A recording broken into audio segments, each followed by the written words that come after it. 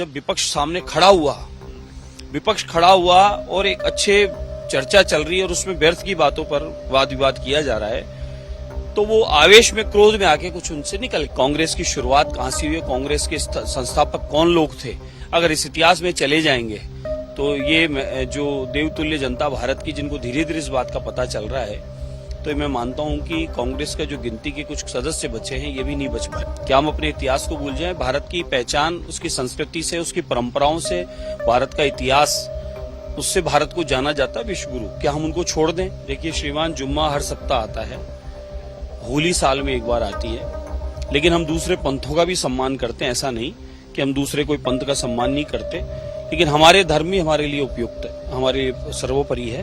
तो इसलिए मैं तो कहूंगा सहयोग करना चाहिए।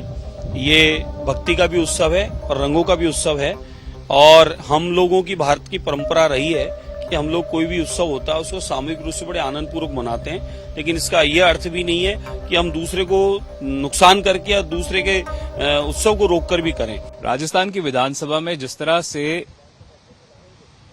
बीजेपी के एक विधायक ने पाकिस्तानी शब्द का इस्तेमाल किया, बात करने के लिए मेरे साथ इस समय भाजपा के हवा महल से विधायक बालमुकुंद आचार्य जी हैं। सर, जिस तरह से पाकिस्तानी शब्द का उपयोग किया गया, क्या आपको लगता है कि ये नहीं होना चाहिए था विधानसभा के अंदर?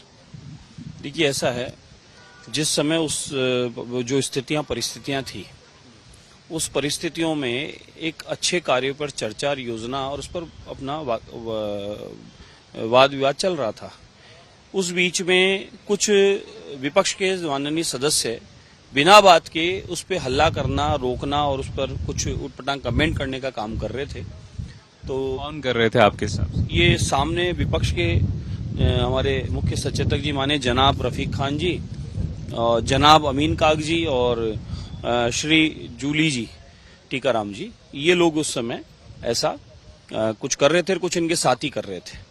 तो उस समय रफीक खान साहब की तरफ से कुछ ज्यादा ऐसा कुछ बोला गया, तो माननीय सदस्य ने उनको न टारगेट किया, न इशारा किया, न उनका नाम, गोपाल शर्मा जी की बात कर रहे हैं, न उन्होंने नाम लिया।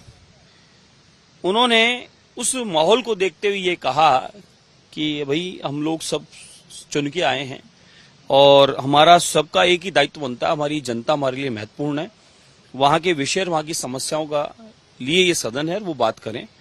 और आवेश में और क्रोध में आके कुछ निकल गया। आप उसको गलत मानते हैं, पाकिस्तानी बोलना इस तरह से एक चुने हुए विधायक को? नहीं, पाकिस्तानी उनको बोला ही नहीं।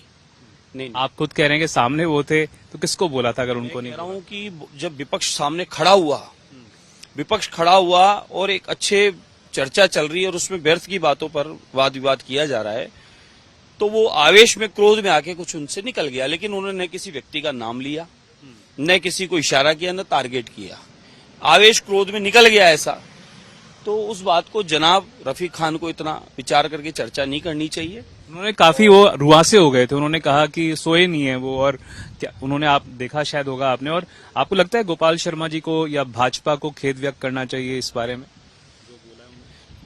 उन्होंने उसी समय इस बात को खेद प्रकट कर दिया था कि मैंने किसी न व्यक्ति को कहा है, न किसी व्यक्ति को कहने का है। हाँ, लेकिन उन्होंने जो ये कहा कि कांग्रेस का जन्म कहां से हुआ, जरा इस इतिहास को जान लीजिए। कांग्रेस की शुरुआत कहां से हुई है, कांग्रेस के संस्थापक कौन लोग थे, अगर इस इतिहास में चले जाएंगे तो ये जो देवतुल्य जनता भारत की, जिनको धीरे धीरे इस बात का पता चल रहा है, तो मैं मानता हूं कि कांग्रेस का जो गिनती के कुछ सदस्य बचे हैं ये भी नहीं बच पाए। सर, क्या आपको लगता है कि राजनीति जो होनी चाहिए वो आज के जो विषय हैं, बेरोजगारी, महंगाई के जो विषय हैं, उनके ऊपर चर्चा होनी चाहिए? अगर आप 50, 60, 70 साल पुरानी बातें करेंगे तो आपको लगता नहीं कि आज के जो बर्निंग इश्यूज कह सकते हैं या जो करंट इश्यूज को भूल जाएं?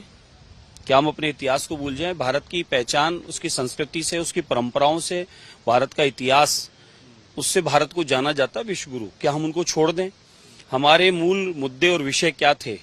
भारतीय जनता पार्टी का जनसंघ का जन्म कैसे हुआ, क्यों हुआ? अंत्योदय, पंडित दीनदयाल उपाध्याय जी ने वो संकल्प उस समय लिया था जिस समय सब पूरे भारत में कांग्रेस हुआ करती थी, विदेशों में भी कांग्रेस हुआ करती थी, और कांग्रेस के समय में, जिस समय कांग्रेस के जिस विचारधारा को देखा और वो जन विरोधी था, गरीब कल्याण के लिए कोई योजना नहीं थी, गांव ढाने के लिए कोई योजना नहीं थी। उस समय पंडित दीनदयाल उपाध्याय जी ने उस समय संकल्प लिया और वह सपना लिया अंत्योदय की योजना, ये अंतिम बैठे पंक्ति तक हमारी सेवा पहुंचनी चाहिए। सर, जो मेरा सवाल इसलिए ये है क्योंकि जो नेहरू या इंदिरा गांधी हो गए, इंदिरा गांधी को अपने रिश्तेदारों को मेडल देना, उनको ही पुरस्कार देना, उन्हीं को पद दिलवाना और सर मैं ये जानना चाह रहा था, जो नेहरू या इंदिरा गांधी जो अब है ही नहीं इस दुनिया में, उनके बारे में चर्चा करनी इस तरह से आपको लगता है, जैसे कई लोग कांग्रेस की तरफ से या कहीं बाहर से कहते रहते थे कि भाजपा या जनसंघ ने तो स्वतंत्रता की लड़ाई में हिस्सा ही नहीं लिया, तो अगर पास्ट की ही बातें होती रहेंगी, आपको लगता नहीं जो फोकस है वो डाइवर्ट करने की कोशिश की जा रही है? नहीं, ऐसा नहीं है। हम सबकी दायित्व बनता है, मैं इसको पूर्णतः जिम्मेदारी से कहता हूं। हम सदन में चुन के आए हैं, सदन में आए जनता की समस्या के लिए। चुनने के पश्चात सदन में जाने के बाद में पार्टी पॉलिटिक्स से ऊपर है हमारी जनता की समस्याएं, उनका निराकरण होना, क्षेत्र का विकास होना और जहां भी गरीब कल्याणकारी योजनाओं की आवश्यकता उसको पहुंचाना, ये हम सबका दायित्व है। मैं पूर्णतः इसके समर्थन में हूं। लेकिन जब कभी कांग्रेस और कांग्रेस के मित्रों के द्वारा या उनके सहयोगियों के द्वारा जिस प्रकार का माहौल बनाया जाता है, अच्छे कार्यों पर भी विरोध किया जाता है, अच्छे कामों को समर्थन देने की बजाय उन पर व्यर्थ में वाद विवाद करके सदन का समय जाहिर किया जाता है, तो समझ में आता है कि आप लोगों का पिछला 5 साल का कार्यकाल हमने यहाँ देखा है, उससे पहले का भी देखा है और आजादी के बाद अब तक कांग्रेस का हमने देखा है। कांग्रेस का इतना समय लंबा राज रहा है, कांग्रेस ने क्या कोशिश की अम्बेडकर साहब को मान सम्मान दिलाने की, बल्कि उनको रोकने की कोशिश की। उस बात को कहना ही चाहिए, क्यों नहीं कहना चाहिए। आदरणीय मोदी जी के आने के बाद ही तो अम्बेडकर साहब का वो पंच तीर्थ और वो सम्मान मिल पाया। उससे पहले कांग्रेस ने क्या किया था? जवाहरलाल नेहरू जी का इतिहास नहीं बताना चाहिए, जो किताब लेके घूम रहे हैं आज, किताब लेके जो घूम रहे हैं जिसको उन्होंने पढ़ा नहीं, क्या उनको ये याद दिलाने की आवश्यकता नहीं बनती कि आपने, आपके जवाहरलाल नेहरू साहब पूर्वजों ने अम्बेडकर साहब को रोकने के लिए जो षड्यंत्र रचे गए थे कि सदन में ना आ पाए और आप षड्यंत्र में सफल भी हुए और वो नहीं आ पाए। सर ये बताएं, इस साल होली का जो पर्व है वो जुम्मे के दिन है। दरभंगा की एक मेयर ने कहा था कि कुछ समय के लिए होली की सेलिब्रेशन जो है वो रोक देनी चाहिए। आप किस तरह से देखते हैं? कि आपको लगता है कोशिश की जानी चाहिए लोगों की तरफ से कि कुछ भी जो है सौहार्द जो है वो बना रहे? देखिए श्रीमान, जुम्मा हर सप्ताह आता है, होली साल में एक बार आती है, लेकिन हम दूसरे पंथों का भी सम्मान करते हैं। ऐसा नहीं कि हम दूसरे कोई पंथ का सम्मान नहीं करते, लेकिन हमारे धर्म ही हमारे लिए उपयुक्त है, हमारे लिए सर्वोपरि है। तो इसलिए मैं तो कहूंगा सहयोग करना चाहिए। ये भक्ति का भी उत्सव है और रंगों का भी उत्सव है और हम लोगों की भारत की परंपरा रही है कि हम लोग कोई भी उत्सव होता है उसको सामूहिक रूप से बड़े आनंद पूर्वक मनाते हैं। लेकिन इसका यह अर्थ भी नहीं है कि हम दूसरे को नुकसान करके या दूसरे के उत्सव को रोककर भी करें। तो लेकिन होली पर्व जो है वो होली पर्व उसी दिन निर्धारित है, रंग खेलने का समय भी वही है, तो इसलिए इस बात का भी ध्यान रखने की आवश्यकता है। जो भी लोग इसको रोकना चाह रहे हैं, मैं मानता हूं वो गलत है। इस उत्सव को रोकने की आवश्यकता नहीं है।